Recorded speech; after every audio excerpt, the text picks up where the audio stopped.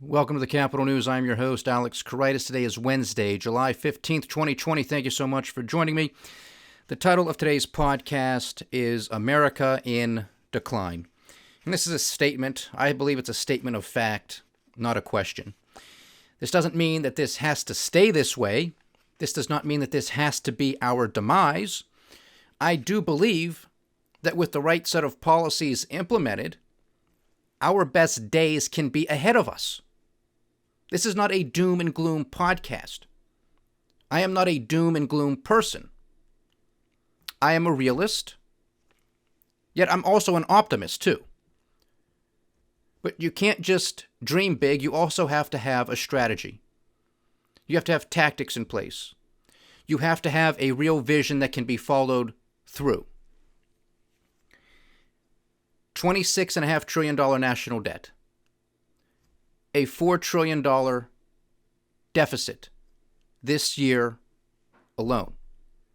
These numbers are going to get worse. We will be at $30 trillion on a national debt level before we know it. We have Congress that thinks that we need to spend another $2 trillion that we do not have. So that means this money, in addition to so many other trillions of dollars over the past few months, are going to have to be printed. This, ladies and gentlemen, is a banana republic.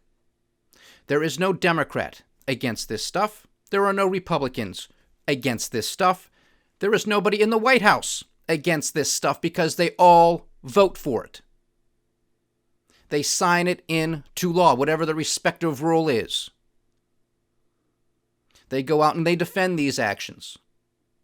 They do what I said to this audience and to my congressmen and to my senators in the letter I wrote, representation and recourse, that they will use this pandemic as an excuse to justify the unjustifiable. And that is exactly what they have been doing for the past several months. And they will continue to do this for as long as they can. There is no free lunch. Free was never so expensive. Check out that podcast that we did several weeks ago already. Free was never so expensive. I've talked about here the difference between taxation from the government versus taxation from the printing press, meaning inflation. Neither is great, but inflation, the inflation tax is even worse. Because there's no production. There's no addition to goods and services being thrown out into the economy to better people's lives.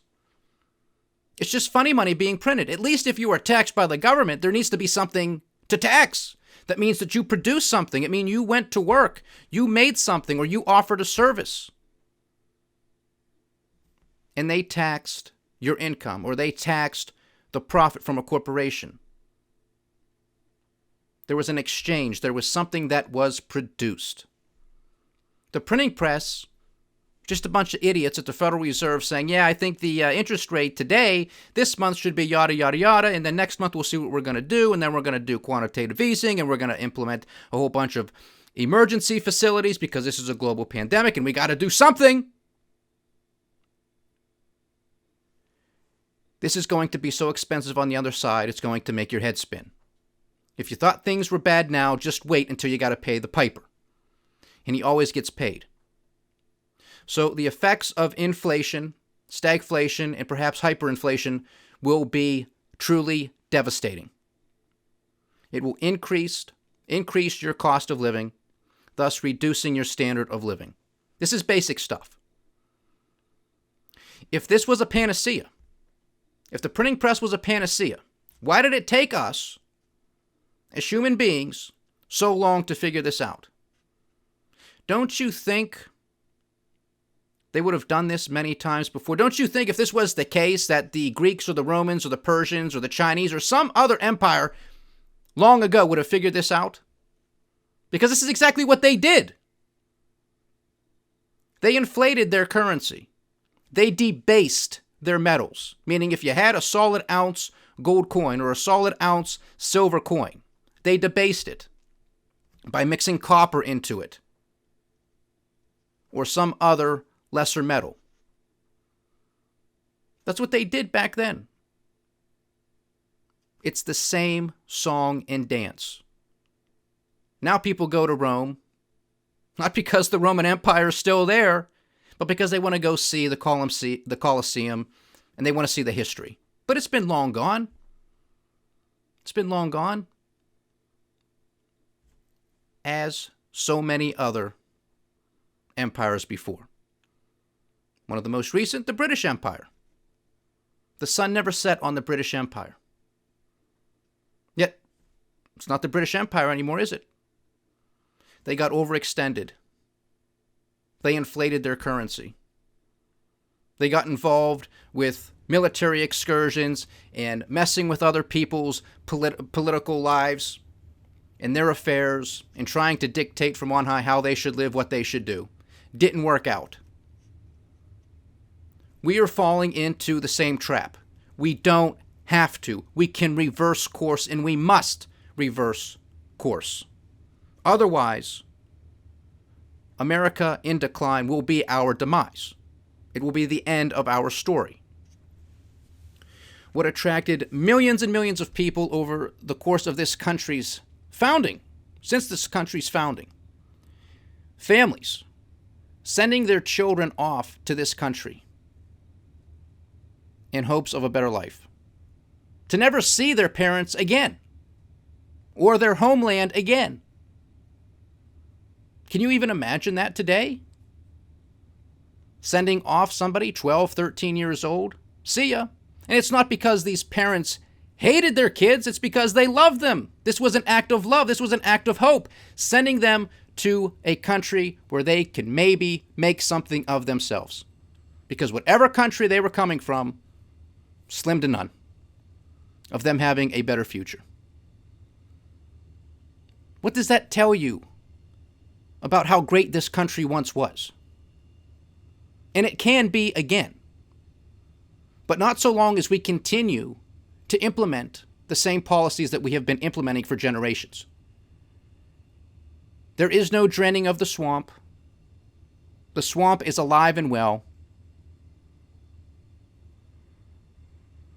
Corporations having their corporate debt purchased by the central bank, signed off by the Congress, signed off by the White House and the Treasury Department. This is the stuff of banana republics. And I think these people, our elected officials, because I don't want to call them leaders because they're not, but our elected officials, I think they know this. I think they know that we are in the final chapters. Again, doesn't have to be, but it's pretty obvious. They're, of course, not going to admit this, but they are the rats abandoning the ship, and they are trying to run away with as much loot as they possibly can before this house of cards comes tumbling down. That's why they're dishing out trillions and trillions of dollars, picking their winners and losers. And of course, we know who the winners are, because they hand out the sheets. They tell us whose corporate bonds they're buying. They tell you what corporations are getting boosted. Hedge funds, private equity, major banks, the largest corporations in the world. Mom and pop shops, blood, sweat, and tears into these businesses, gone, destroyed, not coming back ever. Because they couldn't come to an agreement, the Treasury, the White House, and the Federal Reserve, as to how to move that money. All of those Main Street emergency lending facilities. Well, we got to do it this way. No, we got to do it that way. Meanwhile, billions and billions and billions out the door to their buddies and to the largest corporations without blinking. Story after story, day after day, it's somebody else, it's something else, it's another industry, it's the airlines that we've been discussing here. Well, if we don't get back to some semblance of normal by October, we're going to have to lay off tens of thousands of people, says pretty much every airline company in the country. And I think it was American Airlines today which issued a memo to their employees warning that the same thing. If we don't get back to some semblance of normal, well, about 25,000 of you are going to lose your job. Now, we gave these companies billions of dollars in loans and in grants. Don't you think that would have been to save these people's jobs? Well, hey, can't get back to normal, got to give them away. Got to go away, see you later. Yet I wonder, what will the compensation packages be for these executives and board members? Interesting, isn't it? We've discussed that too, because we know what it's going to be. Because a lot of companies, before they filed for bankruptcy, ended up paying their executives and their board members millions and millions of dollars. And then they go down to the courthouse and they file for bankruptcy. This is not free market capitalism. This is why America is in decline. Because we have abandoned our founding principles. What attracted people around the world to send their children to this country, to never see them again, has been abandoned. It has been trampled on. And when you listen to the critics, especially on the left, who think somehow that socialism, maybe even communism, is the panacea, is the answer, this is such an insult to so many people who built this country, who took a risk and made this country what it once was. It was that beacon that attracted millions and millions of people from around the world, all walks of life, to come here for an opportunity. No guarantee, just an opportunity. That was enough. And so many people made it. They took the risk. And this country still attracts people from around the world, despite the fact that we are in decline. That's how bad everything else is everywhere else, for the most part. And things aren't going to be getting better anytime soon because, at least not here, because we keep falling into the same trap. We keep making the same mistakes. We talked about this maybe a month or so ago when I was talking about Murray Rothbard's book, when it pertained to the economic history of the United States, when we were focusing on what took place during the Great Depression. Really, what caused the Great Depression? Stock market crash, which would have turned into a severe recession. But nope, you have to do something, said our politicians and central bankers at the time. We have to do something. Well, they did. They caused the Great Depression. And this country didn't get out of it, really, until after World War II. And that's not a good reason to flex your muscle and to say we're the greatest country in the world or the best economy. We had no competition. There was an interesting podcast. I suggest you listen to it. Again, Joe Rogan, king of podcasts. Many of you, I'm sure, listen to many of his podcasts to begin with. I have mentioned him here before. But he gave a podcast, an interview with Peter Schiff. Many of you in this audience are, I'm sure, familiar with Peter Schiff. He's not on the mainstream financial media outlets as much as he used to be, but I'm sure you're still familiar with his name somewhat anyway. He also has a podcast on YouTube, and his website very much shares a similar philosophy with me. Now, I don't agree, obviously, with everything Peter Schiff says. I'm sure he doesn't agree 100% with what I say, but there is a ton of overlap. And I've even had subscribers on this channel make comment that I sound like Peter Schiff with how I express things and how I hope that I educate this audience on economics and finance. And I took that as a compliment, and it was meant as a compliment. So you should also be listening to his podcast when you can as well. Now, Joe Rogan does long-form podcasts, so they talk. I mean, it could be an hour long, 2 hours, 3 hours. Typically, they don't go over 3 hours. This one with Peter Schiff went the whole 3 hours. Now, those of you who are familiar with Peter Schiff could talk to a wall for 3 hours, okay? But Joe Rogan is a great host, great interviewer.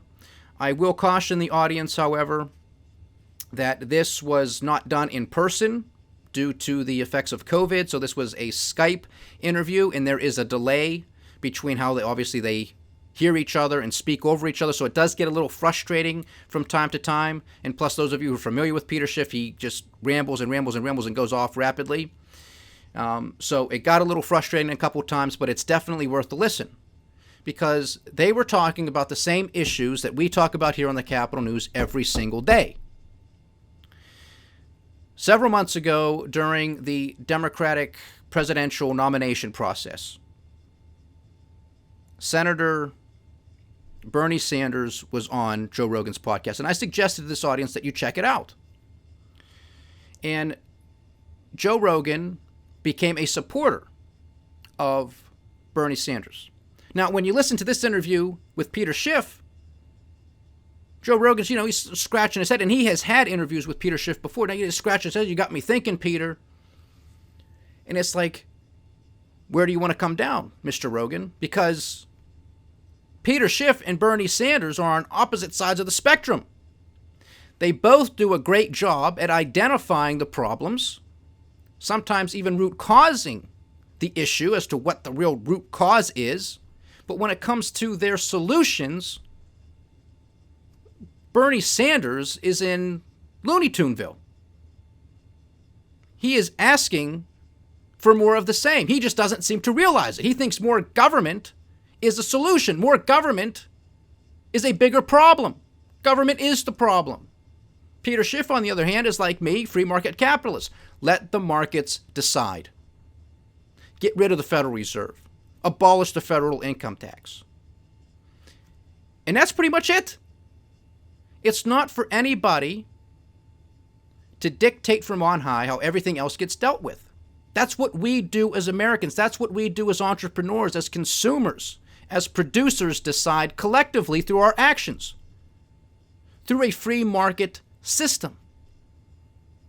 If I like company A, I'm going there because I get better service, I get a better price, better quality, etc., etc. I don't go to company B because they're mean and nasty when I go there, bad customer service, the products are cheaper, and I don't like it. So, hey, guess what? I get to vote with my feet. I get to vote with my dollars, and I'm going to go to company A every time. And company B is either going to get wise to this or they're going to go out of business. Now, when you have the government, you have what the government tells you to do, and that's it. So we have to hope that the government gets it right and establishes company A. We have $26.5 trillion national debt, a $4 trillion deficit. They don't get it right. So why do we want more of that insanity? Secondly, it's not fitting with our founding principles. You cannot have a free system. You cannot have a true free people, a constitutional republic, with socialism or communism or fascism, whatever system you want to use. They cannot stand, they will not jive. And that's exactly what we are witnessing today. It's been kicking the can down the road, kicking the can down the road, kicking the can down the road, hoping that somehow we can compromise and we can have some semblance of free market capitalism and a little bit of a constitutional republic.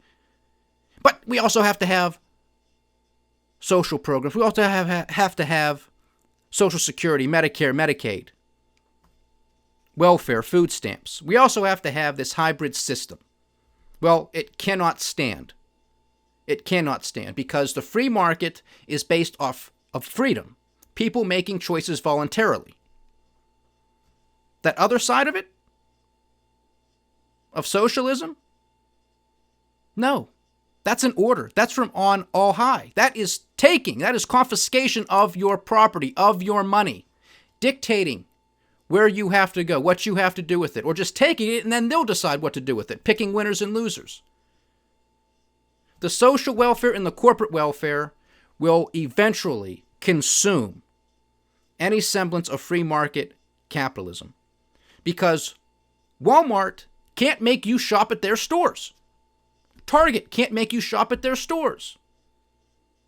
You want an oil change? Jiffy Lube can't make you go to their shop, etc., etc. But the government can dictate where you go, can dictate what you do. And if you don't, you're going to be fined, you're going to be taxed, or you're going to be thrown in prison. And if I heard correctly on a recent discussion, I think it was on Fox News, federal prosecutor throwing out the statistic that the federal government, when the Justice Department comes after you, they have a 99.7% win rate. You're going to get convicted. You're going to get thrown behind bars. 99.7. I don't know the answer to this question, but I'm going to throw it out there. Maybe somebody can look this up. But I would bet somebody that there are dictatorships around this world that don't have that type of conviction rate of 99.7. Now that's ridiculous. That's what one would expect under a monarchy or a dictatorship or a tyranny. Not here in the United States of America. But DOJ, one heck of a track record. So good luck if you're up against them. And that's another reason why we're in decline, because we have a two-tier justice system. And that's why so many people in this country are protesting. It's everything coming together. People can't afford to live. Living paycheck to paycheck. Government wants to tell you there's no inflation. That's nonsense. You know it. You know it. People would not have voted for Barack Obama if that was not the case. He had no experience. Guy comes out of nowhere. Does nothing. Well, let's give him a shot. Hope and change. We don't like this system. We got to do something. Let's give him a shot. He blew it. We wouldn't have had Donald Trump. But we got him. Because people know that there is inflation. People know that they're living paycheck to paycheck. People know that this system is rotten to its core. And they said, well, let's give this guy a chance. Maybe he can do something. Yeah, he did. There's an additional $6 trillion to the debt since he's been in there. Federal Reserve completely out of control. Well, let's go lower interest rates. Let's do negative interest rates. Give me that money. That's your money. And what do you get for it in return? Crumbling infrastructure. Endless wars. Meddling in foreign affairs. A K through 12 education system that is terrible. Terrible. A university and college system that is basically all for profit. Just destroying the futures of so many young people because of so much debt that they have. So many will never be able to pay this off. We don't have much of anything to show for it. And that's pathetic. And that's just one of many examples as to why this country is in decline. Now, if we allowed freedom to take root as we're supposed to, if we truly allowed for our constitutional republic to operate in the manner in which it is supposed to operate, our best days could be ahead of us. What's scary, what's frightening, of course, is this rising movement and gravitation towards the socialist argument. And the reason there is a gravitational pull towards it, and we've discussed this before during the Democrats' presidential nomination process, is because it sounds very attractive. Aren't you compassionate? Aren't you sympathetic? Aren't you empathetic? And if so, then how can you be against free education? How can you be against free health care? How can you be against it? You must be one of those evil, greedy capitalists that have destroyed this country and this planet. That resonates with a lot of people because they are ignorant of what free market capitalism is. Free market capitalism doesn't have a spokesperson that gets out there and defends it. But the government has a spokesperson. They got many, many spokesmen to justify whatever they're doing. Central banks have spokesmen to justify whatever it is they're doing. And they will blame free market capitalism. Or they say, well, it's starting to slip, so we got to come in and sort of cradle it a little bit. You know, just sort of nurture it back to health so it justifies what we're doing. And that's a slow creep. That's the slow boil. And they're getting us. That's why we witnessed over the past decade, while it was the longest business expansion in U.S. history, it was also the weakest. And whenever we emerge out of what we're in now, which is going to be the Greatest Depression, any type of growth that we experience is going to be even worse because of what we have already done. Debt steals future prosperity. So it's current and future generations who are going to be paying these bills through inflation, through stagflation, through increased taxation, because city after city, state after state is as broke as a joke. The federal government is as broke as a joke. That's why we're operating from a printing press. We don't have to, but we don't have leaders. We don't have people who want to look you in the eye and say we messed up, that we've lived beyond our means for too long, that we have to downsize our government, that we have to rein in our spending, that we can't be spending $700 billion a year on our national defense. When the next country, several countries combined barely come close to that number. And most of them in that list are our allies. So where's all this money going? The Ponzi scheme of Social Security. How much longer are we going to let this stuff go on? Until it completely collapses? Then it's going to get even worse. I've been saying this for years. It is in writing. It is in our book, The Cynic's Guide to Investing. I've read this portion of the book to this audience many times before. Warning our readers and our listeners that if we don't do something about this, to be as proactive as we possibly can to solve what is coming down the pike, then the market will solve it for us. And it's going to be brutal. It's going to be nasty. We talked about the banks yesterday, finally waking up to the fact, and of course I'm sure they were aware of this to begin with, but now they're finally saying it, that the worst is yet to come. Jamie Dimon, the CEO of J.P. Morgan Chase. All of this stimulus has just delayed the inevitable. I'm paraphrasing. The true effects of the recession have yet to be experienced. And that's already with 33 million Americans collecting unemployment insurance as of last week.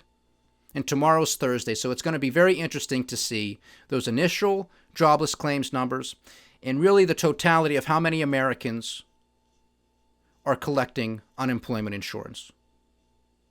And again, we still have the distortionary effects because of all of the PPP loans that are out there. Are these people really working, or are they just on payroll? Right?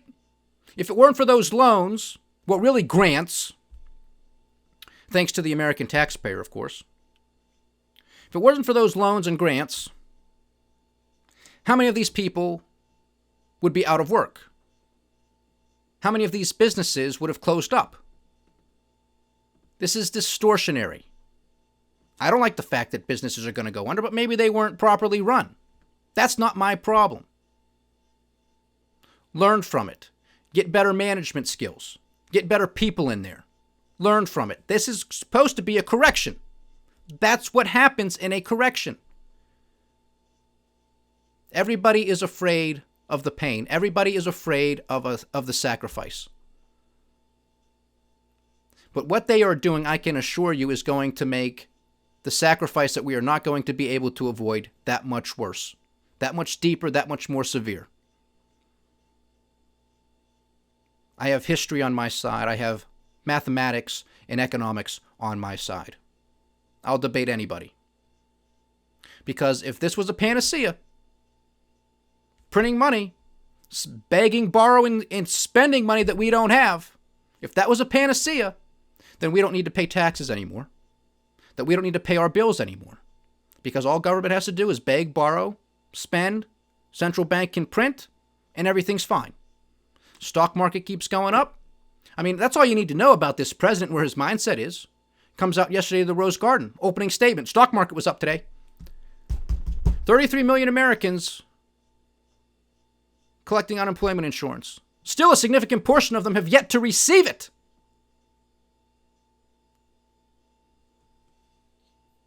Geopolitical tensions all over the place.